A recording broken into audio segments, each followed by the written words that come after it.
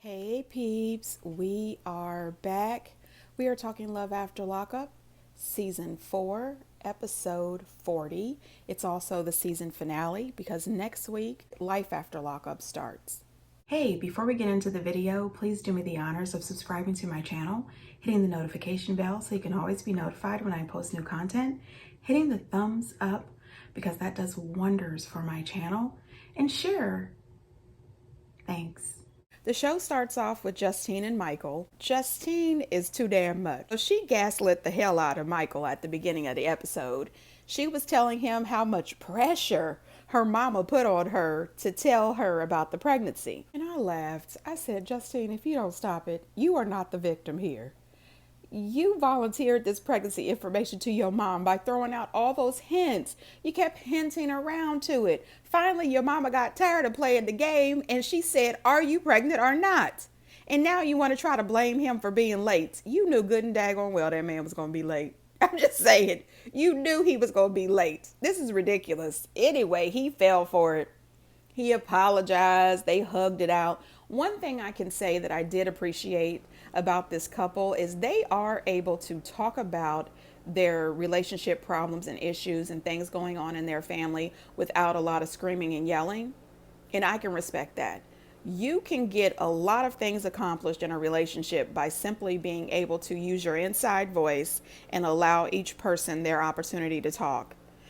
Communication is the downfall of a lot of relationships. Later on in the episode, they decide that they're going to go ahead and let the kids in on the secret.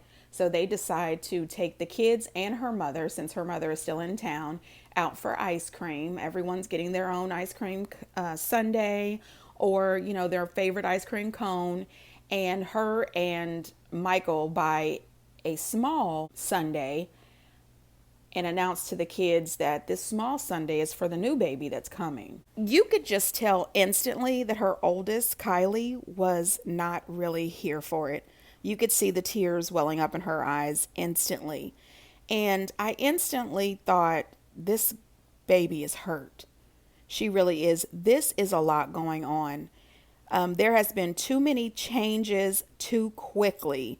And Justine and Michael don't seem to think before they make some of these choices. Justine, in my opinion, when you already have 3 children, your husband you met in prison, he's coming home from prison, you would have thought that she may have thought, maybe I should use birth control or something. We shouldn't be getting pregnant right away like this. Or maybe he would have thought, maybe we should use condoms. We don't want to get pregnant this soon. It's too much change for these children. Now, I am the oldest in my family, and I do know that a lot of responsibility falls down on the oldest child. And her daughter starts crying. She's upset for many reasons. One reason is because Justine mentions that she hopes the new baby is a girl, because there was so many things that she didn't get to do with Kylie because she was so young, that she would pretty much like to have a do-over with this new baby. And that is something that hurts. This is a lot to spring on kids at one time. Her daughter was afraid that their relationship is not going to be the same. She was upset thinking that she was going to be replaced. And this is what happened last season with Sean and his daughter. When she found out that she's no longer going to be his only daughter, that he's going to have another daughter with Sarah, she thought she was going to be replaced as well. I think that Justine was very supportive and loving and trying to explain to her daughter that her love for her will never change, that she will always be there for her. She will always love her. But come on, it's too damn much, too damn fast. And Michael even mentioned that his children told him that since he's been gone for such a long time, please don't have another baby right now. And now he's going to have to explain to his children that he did not take heed and protect himself and Justine, and now they're having another baby. So they have to start thinking about the children. The both of you are about to have a new baby brought into your family. You've only been out of jail for a month, and you both don't have jobs. I can't imagine that he's making that much money on those shoes, and I haven't heard any hits. This just makes no sense. They're making too many big decisions too fast without fully thinking things through. I also think it's weird that they're doing all of this and Justine hasn't even gone to the doctors yet. She hasn't had a doctor's appointment, not an ultrasound, nothing. And they have already told everybody. He calls his mom on the FaceTime with the children sitting right there to explain to her that him and Justine are pregnant and they're having a baby. And his mom is not happy about it. I said, oh my God, every person they tell is pissed off. She starts to speak in Spanish because she wants to say what she wants to say without Justine understanding what she's saying. Michael stops her, which is right as a husband. He stops her and he says, don't do this. I think that's rude. And I also think it's rude if you're in a group of people and you're all communicating, then all of a sudden someone starts speaking a different language that they know everyone else doesn't know just because you want to say something and you don't want the rest of the people to know. I think that's rude. Take your conversation off to the side and then you can say whatever the hell you want, but don't do it in front of people that know you're saying something negative and you don't want us to hear it and you don't want us to understand it. Anyway, she says, okay, well, are you sure you want me to say this in front of Justine? And he says, anything that you can say to me, you can say in front of her. At that moment, that's when Justine should have asked her kids to please give them some privacy because she should have known his mom was about to say something disrespectful. And what does she do? She says something disrespectful. She asked Justine for a DNA test to prove that that baby is his. And I said, damn, we right back to the mama's babies, daddy's maybe. He says that his mom has a habit of swabbing his children without any consent from him or the mother to verify that they are his children. I think that is real disrespectful. As a parent, if somebody thought that it was okay for them to swab my damn baby and take a DNA test without my permission, wow. Listen, it would be some hella problems. Do you understand me? I would go toe to toe with that person. That's rude as hell. Justine rightfully gets up and walks away. Her children are sitting right there listening to this conversation. Michael has to get his mom all the way together and told her how rude and disrespectful that was. It's not okay that she is acting as if she is Maury Povich, which he called her Maury Popoff or whatever. He said, you are not that. You can't go around testing all of my kids like this. You are wrong for disrespecting Justine. I don't care. Your opinion is not necessary. I am very upset that you couldn't just be happy for us. Nobody is happy for the two of them because you've just gotten out of jail a month ago. She has quit her job. You guys have no plan. And you haven't even gone to the doctor yet. And can you even go to the doctor now without having to pay full costs because she quit her job? You don't have any insurance. This is ridiculous. Well, maybe she has insurance to the end of the month. I don't even know. But listen, at the end, it says that Justine's baby is due in 7 months, that they are planning to move to Las Vegas. Once the baby gets here, I believe that at that time, his probation will approve him leaving the state. Listen, I guess we'll have to watch Life After Lockup because they're on next season and we'll have to find out what the heck is going on between these two. But I hope they start making better decisions. Eris and Cam. Honey, listen. Eris is complaining. She is getting dressed, getting ready to go to the airport. She has to go back home to Florida. Cam is laid on the tiny couch where he fits perfectly. His whole body's displayed out on the tiny couch was a perfect fit. Anyway, she is complaining that tiny Cam has been snoring all night. They have only been married for 1 day. It is 1 o'clock in the afternoon and he knows it's her last day and he is still laid up on the tiny couch. She wakes him up and he tells her it's too early for this shit. She says it's 1 p.m. He says, well, it's 1 a.m. in China. What the hell? Anyway, she is really pissed off. She has gotten dressed. She's got her bags and she is headed out. She is going down to the lobby to get her some coffee before she leaves to get to the airport. This dude wakes up. The first thing he does is grab a beer. I said, ooh, this is gross and disgusting. And he looks like he is stank from head to toe. You came in there from drinking all that alcohol. You are laid up on this tiny couch, snoring out of control. You get up, you drink a beer. He puts on a shirt, didn't brush his teeth, take a shower, nothing. Calls her on the phone, where you at? in the lobby drinking the coffee. Next thing you know, we see him down in the lobby having a conversation with her about where his ring is. Did they have sex last night? He has no idea what happened. He don't even know how he got back to the hotel, but he feels like she was testing his gangster. Boy, if you don't sit the hell down and shut the hell up, I mean seriously, testing your gangster. Tiny Cam, is there any gangster in you? Because I can't tell. She is looking at him as if she is totally disgusted, and she is acting as if she has no idea why he acts like this. She is whining and complaining about it, and I can find zero sympathy. I have a zero sympathy. You rushed and married this dude. You clearly know that he has some kind of drinking problem. Harris, listen, all I can say is you should cut your losses. Go on home and get you an annulment. Why did you marry this man? This man told her the night before, divorce me, and threw his ring at her. And now he's down here in the lobby wanting to know where his ring is. Can he get his ring back? Then he's going to tell her that, he needs time. They need to take steps. And I said, you know what? I agree. 12 steps. You need to take the 12 steps. Get you one of them books, a sober coach, and meetings. 1 or 2 a week. Get sober, drunk ass. He already pissed her off the day after the wedding. You went to visit your family and then didn't tell them she was sick. You just told them she didn't want to come. So you started all of this trouble. This man is not a role model for your daughter. And she keeps telling him that she hopes that he can be a role model for her daughter.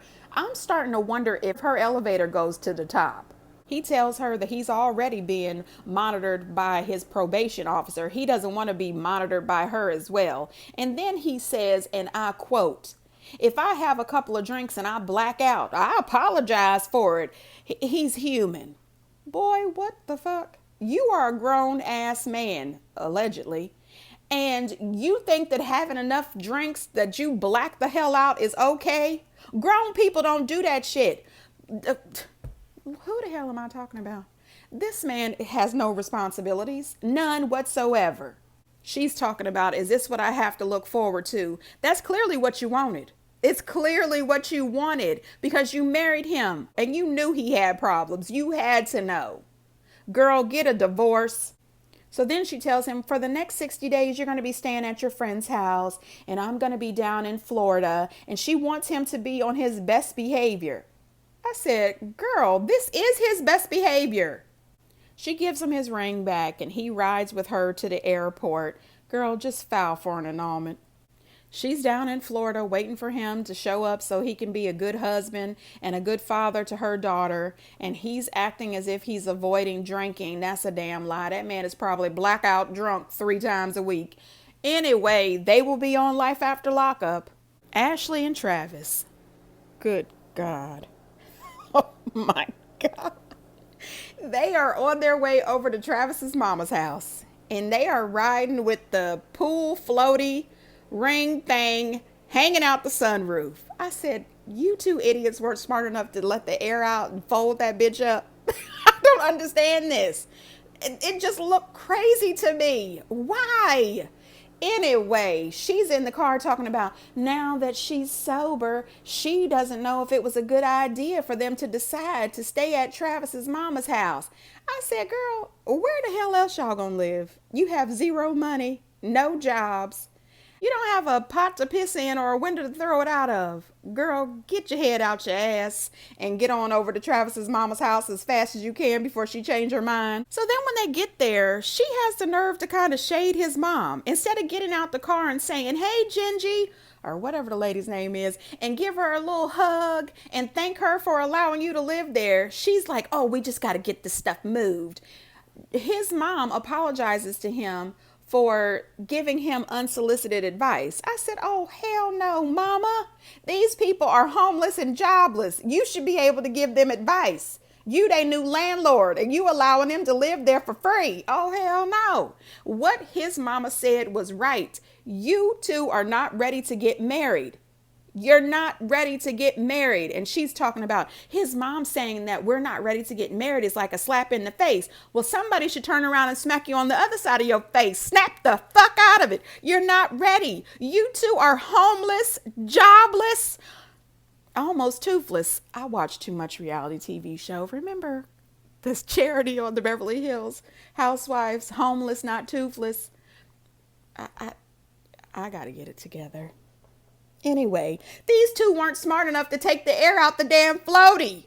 And you want to know why his mama doesn't think you're ready to get married? Get the hell out of here. His mama does not owe either one of them an apology. Then the next thing you know, his mom goes in the house, and here she is in this woman's house for free, unpacking her stuff and putting up pillowcases. The dog is on the bed, and she's going to ask this woman a question. What made you feel that you needed to tell Travis how to live his life at 44? Excuse me? Excuse me, homeless woman? Listen, shut the hell up in this house. This dude was in jail for 13 years for robbing banks. He was on the drugs. And now he got out and got with your crazy crying ass. And now y'all don't have any money. And you're living here in my house. You damn right I got an opinion. And I must speak it every day, all day. Until you can grow the hell up, get you some money, and get the hell out. Don't disrespect his mama like that. You've got to be crazy. And I also would like to say that this woman does not owe Ashley any explanations. This is her house, and that's her child. She should be able to voice her opinion, especially when her opinion is right. It is facts. Then Ashley gonna lay up in this woman's bed and tell Travis that she is 3 weeks late from her cycle, so she might be pregnant. I said, wait a minute, 3 weeks? 3 weeks. We have seen you smoking and drinking nonstop, smoking and drinking. If you are 3 weeks late and you think you might be pregnant, don't you think you should not be smoking and drinking? I'm just saying. I mean, seriously, get the hell out of here. Anyway, you could just see the stress on Travis's face. She says, well, you can never plan a pregnancy. He said, no, you can never plan a good time to get pregnant, but you definitely know when it's a bad time. And she's talking about, well, you know, we don't have a lot of money, but we have a place. And he says, this isn't our place. She is in some kind of fairy tale freaking dreamland. She wanted to be pregnant. When they took the test and found out it was negative, you could see all the pressure on Travis's back raise off really quick. Next thing you know, they're outside on the porch on the nice porch swing. I love a good porch swing. My grandma had a porch swing the whole time I was growing up. Boy, that was good times. Anyway, listen. She's out on the porch swing talking about they could get married, adopt a dog, buy a house. I said, what the shit? And he's looking at her as if he's saying, what the shit does she not understand? We've got $0. She's already talking about we should go out and get drunk tonight. Should ya? Maybe you should go out and DoorDash tonight. Okay, what is wrong with this woman? In the end, we find out that things did not work out at Travis's mama's house and they have broken up. Listen, I already knew they was about to break up. At the very end of the episode, she's out there talking to Travis and Travis is on the phone texting. I said, Travis done found an ex and decided to make her his next. He is sick of you. Travis had every intentions on living with you while you take care of him. And now you cannot take care of him or your damn self. So he is out. I'm just saying these two are complete idiots and we already knew it. Monique and Derek. So we see Monique and Derek. They are in the car again. I said, daggone it. They are always in this damn car and he is always looking as if he needs to be in a booster seat. Anyway, I blame WeTV. I think they pour his seat back and put hers up or something. I have no idea. Anyway, he's on the phone with his family, his dad's side and his mom's side with his sisters and brothers. And he tells them that he would like them to meet him up at the Euclid Beach Park in Cleveland so that they could have a little cookout. His brother says, well, you know, I'm allergic to grass. Take a damn Claritin and get over to the damn beach. I'm just saying, your brother's out of jail. He's only been out for 6 days. Him and Monique go to the grocery store. They are in there shopping. I don't know if that was his card because he got a little money in the bank. He had that check for $9,000, so that could have been his card or it could have been Monique's. The funny thing was is he had no idea how to use the point of service machine. Anyway, he's in there. He's getting the charcoal, the Bush's baked beans. He's getting the potato salad, some steaks, some sausages, some hamburger. He's got all the aluminum pans. He's doing the thing, him and Monique. Anyway, they get to the little beach park, and I wouldn't let him barbecue me a damn thing ever. Okay, first of all, he puts the charcoal in, doesn't put any foil on the grill until after he has set the charcoal in there. Then he sprays it with the lighter fluid and sets the thing on fire after he has already put the food and the foil on the top. Then his dad shows up and punches holes in the aluminum foil. I said, you know what? You didn't even let that lighter fluid burn off on the coals. The coals didn't even get a little gray. So all the food is going to taste like lighter fluid. Damn it. No, thank you. Maybe I'll just have a little of this potato salad. You didn't put that on the grill, did you? Anyway, his dad's side show up. We get to see his cute grandma again. And his aunts, they show up. They are loving, supportive. They are working the grill, having some burgers. It's a good time. Monique brings up the fact that his siblings didn't show up. His grandmother, his aunt, and his dad said pretty much, and I'm paraphrasing, don't sweat the small stuff. Move on from it. We're here. We're having a good time. His grandmother says, I wanted to stay here until they got here, but it looks like they're not coming. And for somebody who's 94 like myself, it's getting late. The sun was high up in the sky. But you know that elderly people, they like to be in bed by 7 o'clock. I'd like to be in bed by 7 o'clock. Anyway, they go ahead and hug and everything, and they leave. And I thought, that is so sweet. I really do like his dad's side of the family. So they pack up all the food, and they get ready to head back to the hotel. Derek sees his sisters coming in the rearview mirror. He tells Monique to pull out and leave. Monique is still sitting there. I don't know why she didn't just pull the hell out and leave what he told her to. She didn't.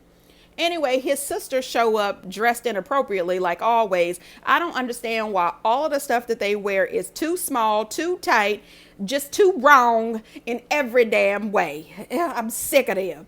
Anyway, they come up to the car. He's telling Monique, back out, turn the wheel this way. Even though they are kind of blocking them in, his sister gets out. She wants to threaten Monique. Then she falls to the ground and pretends like she's being hit by the car. I said, you know what? This is childish as shit. These two sisters are trying to get as much airtime as they could possibly get because they want to be able to do those club showings or walkthroughs or whatever. They're trying to get a check. I'm sick of these two clowns. I really am. Anyway, Monique is saying, what are you talking about? What are you saying? And she's threatening to fight Monique. It was just too damn much. What I did notice is while they were being smart-mouthed and disrespecting Monique, he was laughing it off. Instead of telling his sisters, stop acting like idiots. This is ridiculous. You two don't like her simply because she's plus size. It makes no sense because the one sister, she's plus size as well. She's not the same size as Monique, but she's still plus. Get your ill-dressed ass in your car and go the fuck on. It's too damn much. Next thing you know, him and Monique are in the car. They are arguing back and forth. The producers want them to pull over somewhere. He wants them to pull over where he wants them to pull over at. She's screaming at him, F you, F you. And he's back at her, F you, F you. I know where I'm going. This is my city. Just doing too damn much. Then I don't know if she called him a bitch, but he certainly called her a bitch. And that's when the car would have went in park and Tiny Derek at his booster seat would have got the fuck out of my car, because that is a line that I will not cross in my relationships. I have been in several relationships and men have said some shit, you best believe it, but when it comes to the word bitch, never. If you gonna call me a bitch, you better say that shit to your friend. Say it under your breath. Say it as you walking out, but you better never call me a bitch. Okay, there's a problem here. But this relationship is not right anyway. He says that he's sick of it. He's being, he doesn't like the drama, but that's a damn lie, because if you didn't like the drama, you would stop it. You would have told your brothers and sisters to get their heads out their ass. This is your relationship, not theirs. And they better show some respect to your girlfriend if you were serious about her. But I don't think you are. So then Monique decides she can't handle it. She can't take it. This is too much. And I agree. It's too fucking much. It's only been 6 days since this dude got out of jail. And this has been a circus. No, ma'am. So he gets an Uber to go back to the hotel to get his stuff because he's going to go ahead and, either go back to his grandma's house or get him his own hotel. I don't care where he goes. Kick rocks. Anyway, she goes back to the hotel, packs up all of her stuff, and goes back to Chicago. Now, listen, when she gets back to Chicago, she says that she is checking his location 50 times a day. And we find out she has a daughter. And I said to myself, what the fuck? You are checking this man's location 50 times a day and you also have a child and a job. How is that possible? How do you have time to be away from your daughter like this? If you were checking in on your daughter 50 times a day, I could understand that because she's got to be young, but not a grown ass man. This does not make a quality relationship. This is not okay. It's time to disengage. Anyway, she says that she finds out that he's been cheating on her. This girl reached out to her on social media and sent her pictures of this dude out in front of the girl's house, picture of the dude in the girl's bed, pictures of this dude leaving her house. I mean, how much more do you need to say we done? It's over. Bye-bye. I don't need this shit. He's standing out in front of that woman's house wearing the pants and the shirt you paid for. What? It's over. But no.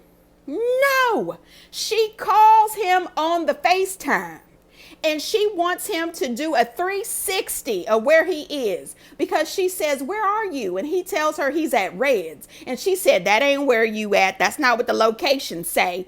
What? Who the hell wants to live like this? I don't think she should live like this and he shouldn't live like this either. She wants to know whose dessert menu is that. What's the bread doing on the table? You want a double date? He says no. So she says, so you just out with your friend and his bitch. Okay, why does she have to be a bitch? That's not appropriate. Listen, Monique, please stop this shit. Move on with your life. This is ridiculous. At the end, we find out that she's going to give him another chance. They're going to be on Life After Lockup. Girl, focus on your mental health. Let this shit go. This relationship is not stable. I want to know who was babysitting her daughter when she was spending all this time in Ohio. Who watches her? Damn it, what is going on? And you can tell that production is tired. Production is tired. I can't wait to see what happens on Life After Lockup. I can tell you what, I think they should break up and move on, but they are interesting. Nathan and Skylar. Now, honey, listen. I found out that Skylar has 2 daughters. 2 of them. I said, well, what the shit? That is another reason that she doesn't belong with Nathan. And I also found out that current day, her and Nathan are living together in his grandmother's house with her 2 daughters. That is an absolute hell to the no. Anyway, we see them at the pumpkin patch. They're picking out some pumpkins and they're planning what they're going to do for the evening. They don't want to go out to a bar or a club because they, may be triggered. So they decided to go on a haunted trail, which we have a lot of those here in Ohio. We have the haunted trails, the haunted forest, a whole bunch of haunted houses. We have some haunted prisons. It's all kinds of different horror events that you can do here. This particular trail that they went to, I wouldn't go there because everything looks so fake and so phony and not scary. I'm not wasting my $10. Anyway, he thinks that it's a good idea if he asks her to marry him at this haunted event. And I said, boy, it's not a good idea to marry her at all. What are you talking about? He's talking to his cousin, uncle, brother, Barry, and tells Barry that he wants to propose to her. And Barry says, do you really think that's a good idea? She's only been out of jail for less than 2 weeks. And, I don't think so. I would just like to say, Nathan, don't propose to Skylar. Can I propose that y'all break the hell up? Can I propose that y'all get into a 12-step program? Can I propose that y'all both get some therapy? and a sober coach. Anyway, Skylar is going to approach Barry. She's questioning Barry. Well, I heard that you guys used to go out and have a good time, and I'm a bit concerned. And he turns around and he says, I'm concerned about you too. And I said, facts, all right? Barry says we are all addicts and freshly out. I'm not an addict, and I'm not, a sober sponsor or a coach. I haven't been to the maintenance, but I have always known that when you are an addict, you are not supposed to date other addicts, at least not until you've had several years under your belt with your sobriety. Both of you. It's too damn much. In the end, this dude decides not to propose. He says that it's not the right time. You damn right it's not. I'm glad he decided not to propose because it's not okay. Neither one of them are clean, sober, functioning adults. They say that they're clean and sober, but they don't function properly. She doesn't have a job. She's got 2 children. You have an anger management problem. You come off a little psycho. You're clearly a racist. You drop the N-word like it's nobody's business. It's just not appropriate. They are too damn much. And I think it's really crazy that her daughters are living with him in his grandmother's house. Anyway, you guys, get down in the comments and let me know what you think. And until next time, bye.